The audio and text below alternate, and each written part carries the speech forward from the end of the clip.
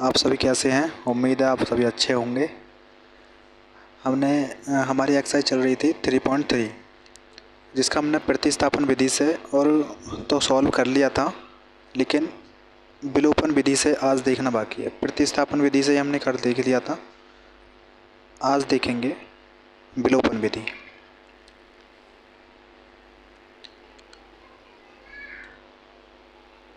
हाँ, तो विलोपन विधि क्वेश्चन क्या कह रहा है? निम्न समीकरण के युग्म को विलोपन विधि तथा प्रतिस्थापन विधि से हल कीजिए और कौन सी विधि उपयुक्त है ये भी बताइए। तो प्रतिस्थापन विधि से हमने सॉल्व कर लिया था, आज देखने जा रहे हैं हम विलोपन विधि। तो गिवन डैट हमें समीकरण दे रखी हैं क्या, x + y = 5 और दूसरी समीकरण दे रखी है 2x - 3y = 4। तो पहली समीकरण हमने ये लिख ली जो कि दे रखी है x + y = 5, equation number first. दूसरी समीकरण दे रखी है हमें 2x - 3y = 4। अच्छा, विलोपन विधि में ये ध्यान रखना है हमें कि हमें या तो माइनस करो, देखो क्या करते हैं नोट में इधर है समान चिन्ह, अगर समान चिन्ह है तो घटाने पर, समान चिन्ह घटाने पर और विपरीत चिन्ह जोड़ने पर।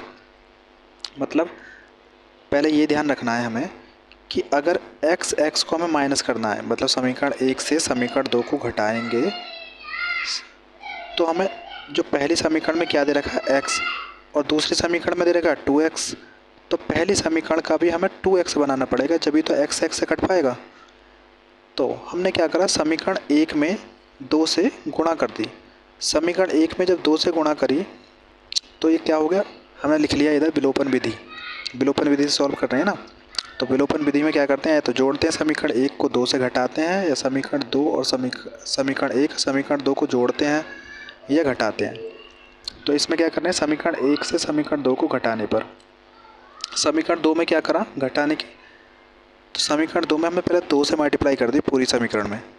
2x + 2y = 10, जब 2 की मल्टीप्लाई x में करोगे तो 2x हो जाएगा, जब 2 की मल्टीप्लाई y से करोगे तो 2y हो जाएगा, जब 2 की मल्टीप्लाई 5 से करोगे तो 10 हो जाएगा। उम्मीद है कोई परेशानी ना होगी। अब सेकंड समीकरण हमारी एज इट इज़ आ गई 2x - 3y = 4। तो चिन्ह चेंज कर लेंगे, ये प्लस है, ये प्लस है तो ये माइनस हो जाएगा, ये माइनस है तो प्लस हो जाएगा, और ये प्लस है तो ये माइनस हो जाएगा।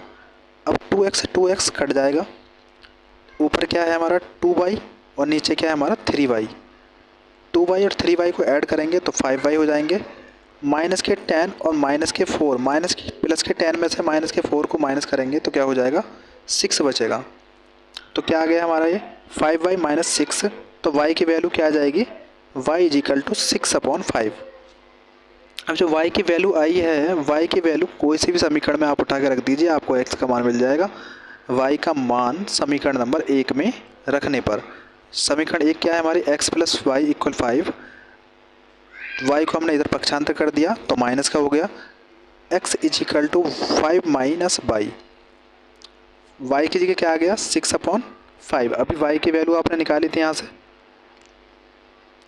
y = 6/5, तो y की वैल्यू हमने क्या रख दी 6/5। और जो 5 है वो एज इट इज़ आ गया, बीच में माइनस है तो माइनस 5 - 6/5।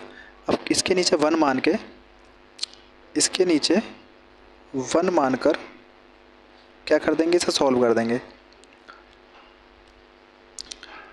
तो 5 की मल्टीप्लाई जब 1 में करोगे तो 5 आ जाएगा, 5 की मल्टीप्लाई 5 से करोगे तो 25, और 1 की मल्टीप्लाई जब 6 से करोगे तो 6 माइनस एज इट इज़ आ जाएगा 20। ये क्या हो गया हमारा 25 - 6/5।